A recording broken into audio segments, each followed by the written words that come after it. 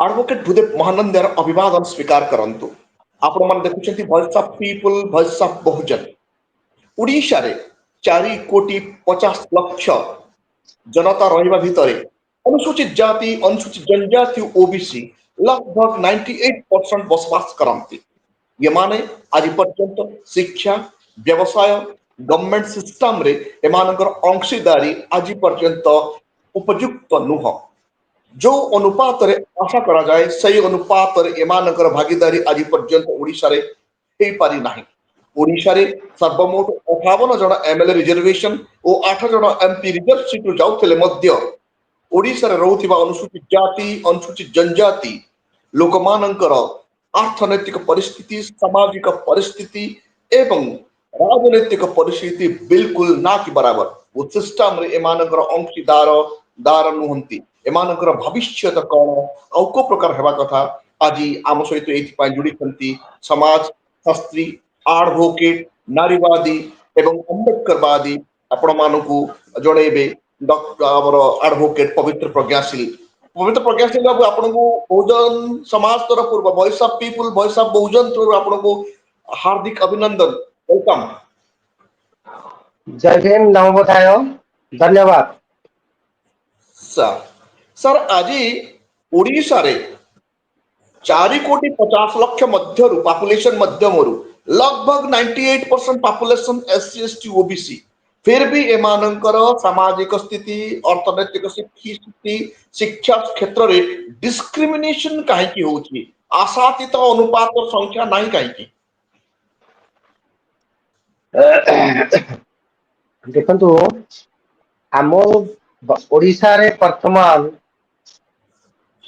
आपण पचारिथिबा प्रश्न अनुसार जो डिस्क्रिमिनेशन कथा पड़ुची से डिस्क्रिमिनेशन होची सामाजिक विधि व्यवस्था एवं धार्मिक परंपरा अनुसार समाज जो चलनी अच्छी से चलनी अनुसार लोक माने निज निज भितर उच्च एवं नीच भेदभाव शिकार होती एवं निजे उच्च कही अनुसूचित जाति जनजाति लोक मानू हीन दृष्टि देखुं से समाज रे भेदभाव आज देखा जाउछि।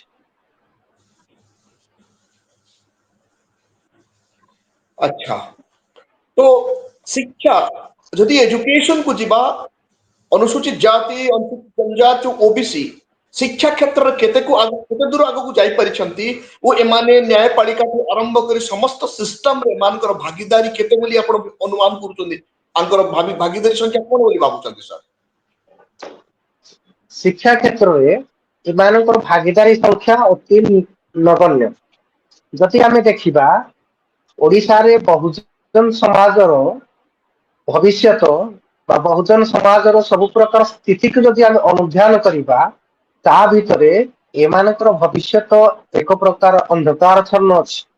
एमाने समाजर मुख्य स्रोत ठारू बहुत दूर अछंती। एथिपाई शिक्षा गोटे मात्र रास्ता जो कि लोक माने मुख्य स्रोत रे शामिल हेई परिबे, विकास रे अंशीदार हेई परिबे एवं उन्नतिर चरम सीमा को पहुंची परिबे। किंतु भारत वर्ष एमिति एक देश जेउठारे स्वाधीनता पूर्व किसी लोक शिक्षा ग्रहण करिबार अधिकार नथिला, किंतु संविधान हेला परे बाबा साहेब जो शिक्षा को अधिकार भाव देले एवं सबू लोक मानक शिक्षा ग्रहण करिबार जो राइट्स देले ता फल रे किसी किसी शिक्षा ग्रहण कले। किंतु मनोवादी शासक गोष्ठी माने अनुसूचित जाति जनजाति लोक मानक शिक्षा ठारू बहुत दूर रे रखिदेले। सेमानकु बाबा साहेब नीति अनुसार से शिक्षा देवार व्यवस्था करागला। आज एते वर्ष स्वाधीनता हला परे मध्य 75 वर्ष संविधान लागू हला परे मध्य ओडिशार अनेक पुरपल्ली रे शिक्षा पहुंची पारि नाही एवं जेउठाले शिक्षा नामक मात्र अछि क्वालिटी एजुकेशन नाही, क्वालिफाइड टीचर नाही, जेउथि पाई बहुजन समाजर लोक माने शिक्षा ग्रहण बा उच्च शिक्षा पाइबारु वंचित अछंती। सर आपण आपण मतरे जो कास्ट डिस्क्रिमिनेशन दिन को दिन बढ़ी चली वर्तमान समय रे आपण देखुथिबे जगह जगह रे अनुसूचित जाति, अनुसूचित जनजाति अत्याचार होची। कास्ट डिस्क्रिमिनेशन बढ़ी चली पॉलिटिकल वीकनेस कारण हो पारे कि निहाती देशକୁ ପରିଚାଳନା କରୁଛି ରାଜନୈତିକ ଦଳ ଲୋକମାନଙ୍କର ଦ୍ୱାରା ପ୍ରଶାସନ ଏବଂ ଶାସନ ଦ୍ୱାରା ଦେଶ ଚାଲୁଛି। ତେଣୁ ଦେଶରେ ଯେତେବେଳେ ସବୁ ପ୍ରକାର ବିଧି ବ୍ୟବସ୍ଥାକୁ କଣ୍ଟ୍ରୋଲ ପଲିଟିକାଲ ପାୱାର ମାନେ କରୁଛନ୍ତି, ଏଇ ଯୋଉ ସାମାଜିକ ବିଧି ବ୍ୟବସ୍ଥା ପାଇଁ ଯୋଉ ପ୍ରକାର ଆଇନ ବ୍ୟବସ୍ଥା ଅଛି, ଯେଉଁ ପ୍ରକାର ନୀତିରେ ତିଆରି ହେଇଛି ଯେ ସାମାଜିକ ବିଚ୍ଛେଦତା ବା ଡିସ୍କ୍ରିମିନେସନ, ଅସ୍ପୃଶ୍ୟତା, ଭେଦଭାବ ଦୂର କରିବା ପାଇଁ ଯେଉଁ ପ୍ରକାର ପଦକ୍ଷେପ ନେବା କଥା ସରକାର ସେ ପ୍ରକାର ପଦକ୍ଷେପ ନେଇପାରିନାହିଁ। ଏବଂ ଯେଉଁ ଜାଗାରେ ଅନୁସୂଚିତ ଜାତି ଲୋକଙ୍କ ଉପରେ ଜାତି ଭିତ୍ତିକ ଅତ୍ୟାଚାର ହେଉଛି ତା ପ୍ରତି ଯୋଉ ପ୍ରକାର ପଦକ୍ଷେପ ନେଇ ଦଣ୍ଡବିଧାନ କରିବା କଥା, ଯେହେତୁ ଉଚ୍ଚ ବର୍ଗର ଲୋକମାନେ ସେଠି ପୁଲିସରେ ଅଛନ୍ତି, ପ୍ରଶାସନରେ ଅଛନ୍ତି ଏବଂ ତାଙ୍କ ଲୋକମାନେ ଏଇଭଳିଆ କାଣ୍ଡ କରୁଛନ୍ତି, ସେମାନଙ୍କୁ ଘଣ୍ଟ ଘୋଡେଇବା ପାଇଁ ବା ଆଶ୍ରୟ ଦେବା ପାଇଁ ପୋଲିସ ବ୍ୟବସ୍ଥା ନିଷ୍କ୍ରିୟ ରହୁଛି, ଉପଯୁକ୍ତ ତଦନ୍ତ କରାଯାଉନାହିଁ ବା କୋର୍ଟରେ ଠିକ ପ୍ରମାଣ ପ୍ରକାଶ କରାଯାଉନାହିଁ, ସେଥିପାଇଁ ଏମାନେ ଦାୟୀ। ତ ଗୋଟିଏ କଥା ମୋ ତେଣୁ ମନରେ ଆସୁଛି ତେଣୁ ଆଉ ଗୋଟେ କଥା କହିବି, ସେଥିପାଇଁ ବହୁଜନ ସମାଜର ଲୋକମାନଙ୍କର ଭବିଷ୍ୟତ ଅନ୍ଧକାରାଚ୍ଛନ୍ନ। ସେମାନଙ୍କର ଭବିଷ୍ୟତ ଭଲରେ ନାହିଁ। ତ ଆପଣ କହୁଛନ୍ତି ବହୁଜନ ସମାଜର ଭବିଷ୍ୟତ ଅନ୍ଧକାର, କୋଉ ଏଙ୍ଗଲ ରୁ ଅନ୍ଧକାର ଲାଗୁ? ଦେଖନ୍ତୁ ଭାରତ ସମ୍ବିଧାନରେ ରିଜର୍ଭେସନ ଅଛି। ଆଜି ତାରିଖରେ ଆପଣ ଭଲ ଭାବେ ଜାଣିଛନ୍ତି ଓଡିଶାରେ, ଖାସ କରିକି ଓଡିଶାରେ ମାନ୍ୟବର ମୁଖ୍ୟମନ୍ତ୍ରୀ ମୋହନ ମାଝୀ ଅଛନ୍ତି। ଓଡିଶାରୁ ପୁଣି ଭାରତର ରାଷ୍ଟ୍ରପତି ମହାମହିମ ରାଷ୍ଟ୍ରପତି ଦ୍ରୌପଦୀ ମୁର୍ମୁ ଅଛନ୍ତି। ଆପଣଙ୍କୁ ଓଡିଶାରୁ 58 ଜଣ ଏମଏଲଏ ଅଛନ୍ତି ସେଡ୍ୟୁଲ କାଷ୍ଟ ସେଡ୍ୟୁଲ ଟ୍ରାଇବ, 8 ଜଣ ଏମପି ଅଛନ୍ତି। ଫେର ଅନ୍ଧକାର ପାଇଁ କହୁଛନ୍ତି, କାହିଁ ମତେ ଏ କଥାଟା ହଜମ ଲାଗୁନାହିଁ। ପ୍ରଥମେ ଆପଣଙ୍କର କୋଶ୍ଚିନ୍ ତିନି ଭାଗରେ ଆମେ ବିଭକ୍ତ କରିବା। ପ୍ରଥମ କୋଶ୍ଚିନ୍ ହେଲା ଯେ ଓଡିଶାରେ ରିଜର୍ଭେସନ ସିଷ୍ଟମ ଅଛି, political and job employ education ଅଛି।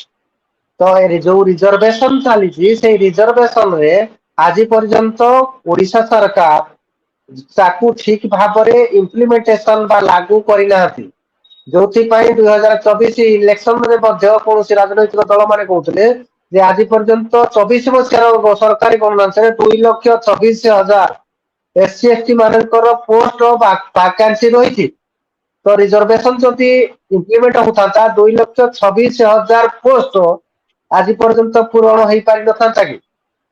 ତେଣୁ ଯେହେତୁ ରିଜର୍ଭେସନ ଅଛି, ଶିକ୍ଷା କ୍ଷେତ୍ରରେ ଯୋଉ ରିଜର୍ଭେସନ ଦିଆଯିବା କଥା ସେଇଭଳିଆ ଆଖି ଦୃଶିଆ ରିଜର୍ଭେସନ ଦିଆଯାଉ ନାହିଁ। ଆଉ ରିଜର୍ଭେସନ ହଉଛି ପ୍ରାଇଭେଟ ସେକ୍ଟରରେ ନାହିଁ, ରିଜର୍ଭେସନ କେବଳ ଗଭର୍ଣମେଣ୍ଟ ସେକ୍ଟରରେ ଦିଆଯାଉଛି। ତେଣୁ ଗଭର୍ଣମେଣ୍ଟ ସେକ୍ଟରର ଯୋଉ ଏଜୁକେସନ ଅଛି ଏବଂ ଯୋଉ ଚାକିରି ଅଛି ସେଟାକୁ ଠିକ ଭାବରେ କାର୍ଯ୍ୟକାରୀ କରାଯାଉ ନାହିଁ। ତେଣୁ ବହୁଜନ ସମାଜର ଲୋକମାନେ କଣ ପାଉଛନ୍ତି, ଜବଲେସ୍ ରହୁଛନ୍ତି। ଏବଂ ଯୋଉ ଲୋକମାନେ କୌଣସି ପ୍ରାଇଭେଟ ସେକ୍ଟରରେ ଜବ କରୁଛନ୍ତି ସେମାନେ ଲୋ ପେଇଙ୍ଗ ଆଉ ଇନସିକ୍ୟୁର ଜବରେ ଜବ କରୁଛନ୍ତି। ସେଥିପାଇଁ ସେମାନେ ଏଇଭଳିଆ ଭାବରେ ଯଦି ସରକାରଙ୍କର ଗତିବିଧି ରହେ, କାର୍ଯ୍ୟକଳାପ ରହେ, ଇମ୍ପ୍ଲିମେଣ୍ଟ କରନ୍ତି ନାହିଁ ରିଜର୍ଭେସନ କୁ, ନିଯୁକ୍ତି ନ ଦିଅନ୍ତି, ତେବେ ଏମାନଙ୍କର ଭବିଷ୍ୟତ ଅନ୍ଧକାର ଅଛନ୍ତି। ଦ୍ୱିତୀୟ କୋଶ୍ଚିନ୍ ହେଲା ଆପଣଙ୍କୁ ହେଲା ଯେ ରାଷ୍ଟ୍ରପତି ଅନୁସୂଚିତ ଜନଜାତିର ମହିଳା। ତ ଆପଣ ଭଲ ଭାବରେ ମନେ ରଖନ୍ତୁ, ଯୋଉ ମୁଖ୍ୟମନ୍ତ୍ରୀ ହୁଅନ୍ତୁ ବା ରାଷ୍ଟ୍ରପତି ହୁଅନ୍ତୁ, ସେମାନେ କୌଣସି ଯୋଉ ବିଲୋ ପଭର୍ଟି ଲାଇନ ବା ଅନୁସୂଚିତ ଜାତି ଜନଜାତି ସମାଜର ଲୋକ ସେମାନେ ହେଇପାରନ୍ତି। କିନ୍ତୁ ସେମାନେ ଯୋଉ ରିଜର୍ଭେସନ ବଳରେ ଏତେ ବାଟକୁ ଆସିଥିଲେ, ସବୁ ସମାଜର କାମ କରିବା କଥା, ସେମାନେ ସମାଜର ଉନ୍ନତି ପାଇଁ କୌଣସି ପ୍ରକାର ନିଃସ୍ୱାର୍ଥପର ଭାବରେ କାମ କରିପାରୁନାହାନ୍ତି ବା ଏମାନେ ମଧ୍ୟ କରିପାରିବେ ନାହିଁ। ଏଇଥିପାଇଁ କରିପାରିବେ ନାହିଁ ଯେହେତୁ ଏମାନେ ମନୁବାଦୀ ସରକାର ଦ୍ଵାରା କବଳିତ। ମନୁବାଦୀ ବିଧି ବ୍ୟବସ୍ଥା ଦ୍ଵାରା ଏମାନେ କବଳିତ, ମନୁବାଦୀ ରାଜନୈତିକ ଦଳ ଦ୍ଵାରା ମାନେ ଯେହେତୁ ନିର୍ବାଚିତ ହେଇଛନ୍ତି, ତେଣୁ ନିଜ ସମାଜ କଥାକୁ ଭୁଲି ଯାଇ ନିଜର ସ୍ୱାର୍ଥ ଏବଂ ଦଳର ଡାଇରେକ୍ସନକୁ ମାନି ସେମାନେ ସେମାନଙ୍କର କାମ କରୁଛନ୍ତି। ତେଣୁ ସେମାନେ ସମାଜର ଉନ୍ନତି କରିପାରିବେ ନାହିଁ।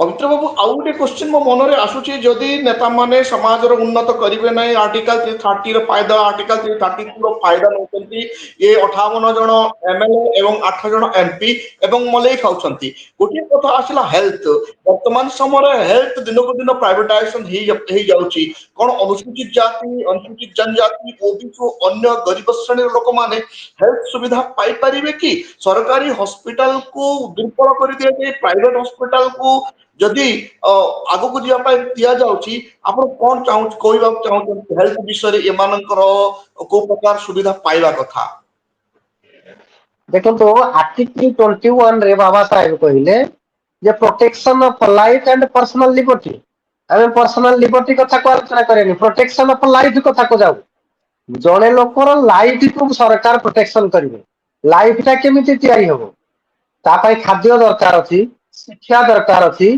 बासगृह अछि रोजगार कथा अछि एवं स्वास्थ्य कथा अछि तो एथुर आमे यदि स्वास्थ्य कथा को नहीं जिबा कथा सरकार सबु लोक पाई कंपलसरी एवं फ्री ट्रीटमेंट देबा कथा नहले आर्टिकल 21 वायोलेशन आसीबा संविधान विरोधी हबो किंतु सरकार चतुरतार सहकारे प्राइवेट सेक्टर को बा प्राइवेट संस्था को घरोई डाक्तरखाना घरोई नर्सिंग होम खोलिबा पाई दउछंती जहा फल रे भारत वर्ष रे दी प्रकार भाग होछि धनी लोक माने उन्नत हॉस्पिटल रे चिकित्सा पाइबे गरीब लोक माने सरकारी डाक्तरखाना रे चिकित्सा पाइबे आपण देखंतु जते उपखंडीय चिकित्सालय अछि बा जिला स्तरीय मुख्य चिकित्सालय अछि सेई चिकित्सालय रे तारो डाक्तर संख्या जहा थिले एवं स्टाफ जहा थिले सेतिक असति किंतु लोक संख्या बढ़िसंती सेठी जड़े डाक्तर को जदि 50 जन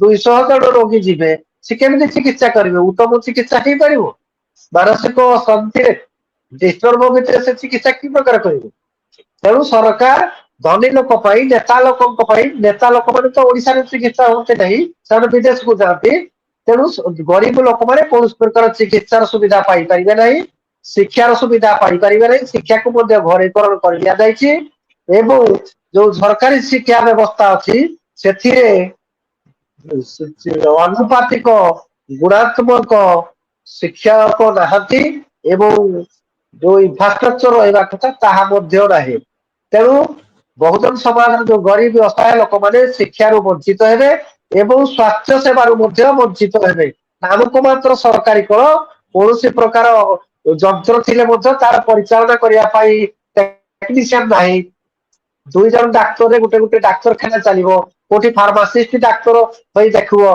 कोठी स्वीपर मध्य इंजेक्शन फोड़ीबार भी नजर अछि तेणु भारत ओडिशा जो जनसाधारण गरीब असहाय अनुसूचित जाति जनजाति लोक माने रोगग्रस्त हेले सेमाने ताकर कौन प्रकार भल चिकित्सा तो चिकित्सा मिलिबार कौन प्रकार ग्यारंटी मध्य नहीं पवित्र बाबू आपण कथार एकमत है कारण प्राइवेट हॉस्पिटल रे ट्रीटमेंट करने सरकार नवीन पट्टनायक सरकार ठारू वर्तमान सरकार विभिन्न योजना करती आयुष्मान कार्ड योजना विजु कार्ड योजना स्वास्थ्य योजना चलती से तो लोक मैंने लक्ष लक्ष टकर बेनिफिट पाई नहीं आज्ञा आज्ञा मु रोकिबी आपण कहउछंती विजु स्वास्थ्य कार्ड कथा एबे जो सरकार करिसंती आयुष्मान कार्ड कथा ये सब एक प्रकार प्रहसन आपण माने जनसाधारण को कार्ड देवार कोन आवश्यकता अछि आपण उन्नत डाक्तरखाना खोलंतु भल डाक्तर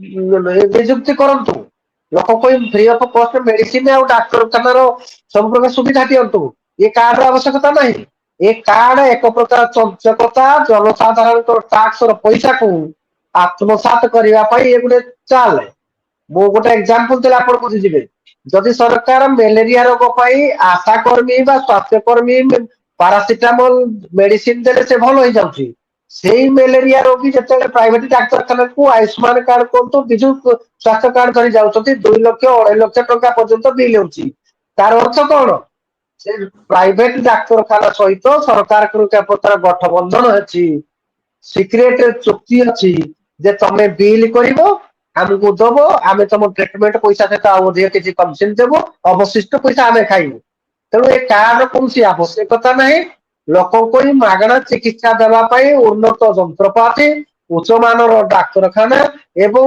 ଅଧିକ ମାତ୍ରାରେ ଡାକ୍ତର ନିଯୁକ୍ତି କଲେ ଏ କାର୍ଡର କୌଣସି ଆବଶ୍ୟକତା ହବ ନାହିଁ। ସରକାର ଟଙ୍କାକୁ ଖାଇବା ପାଇଁ ଆତ୍ମସାତ କରିବା ପାଇଁ ଲୁଟିବା ପାଇଁ ଏଇଭଳିଆ କାର୍ଡର ବ୍ୟବସ୍ଥା କରିଛନ୍ତି। ପବିତ୍ର ବାବୁ ଆମର ତ ସମୟ ହେଇଯାଇଛି, ଫେର ବି ମୁଁ ଆପଣଙ୍କୁ ଦୁଇଟା କ୍ୱେଶ୍ଚିନ୍ ପଚାରୁଛି, ଅତି ସ୍ୱଳ୍ପ ସମୟରେ ଆପଣ ଉତ୍ତର ଦେବେ।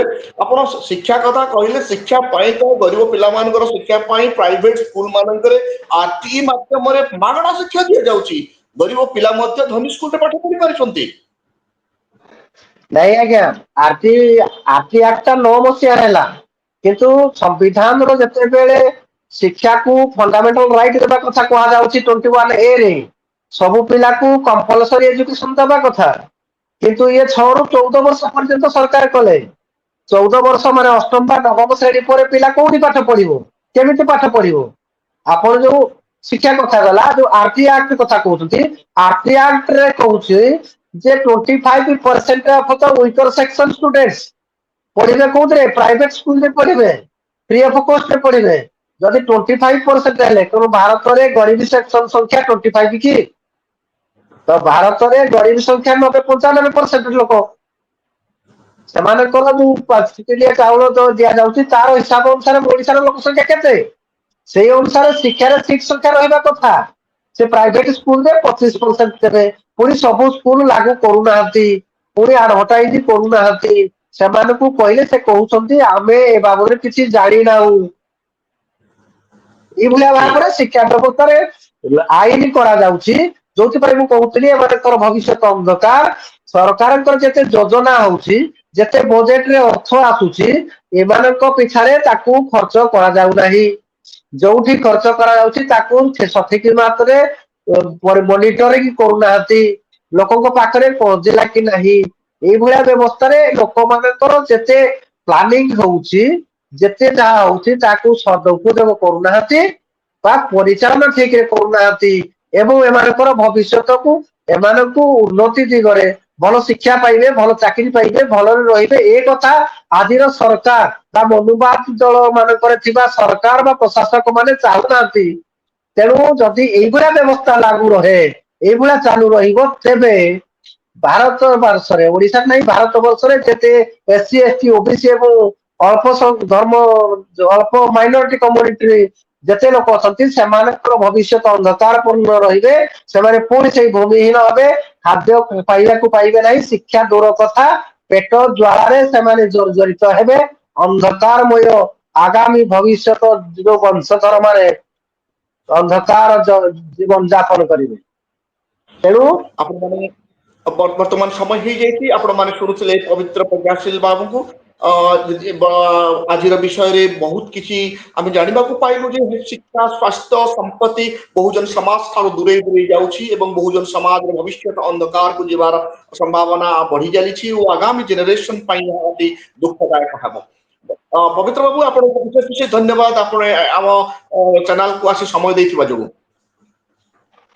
ଆପଣଙ୍କୁ ମଧ୍ୟ ଧନ୍ୟବାଦ ଏବଂ ସମସ୍ତ ଶ୍ରୋତା ମାନଙ୍କୁ ମଧ୍ୟ, ଦର୍ଶକ ମାନଙ୍କୁ ମଧ୍ୟ ମୋ ତରଫରୁ ଧନ୍ୟବାଦ। Thank you. ଆପଣମାନେ ଦେଖୁଛନ୍ତି voice of people, voice of Bahujan. ବର୍ତ୍ତମାନ ପର୍ଯ୍ୟନ୍ତ ଆପଣ ଯଦି ଆମ ଚ୍ୟାନେଲକୁ ସବସ୍କ୍ରାଇବ କରିନାହାନ୍ତି, ଦୟାପୂର୍ବକ ସବସ୍କ୍ରାଇବ କରିବେ ଓ ବେଲର ଆଇକନ ନିଶ୍ଚୟ ଦବାଇବେ।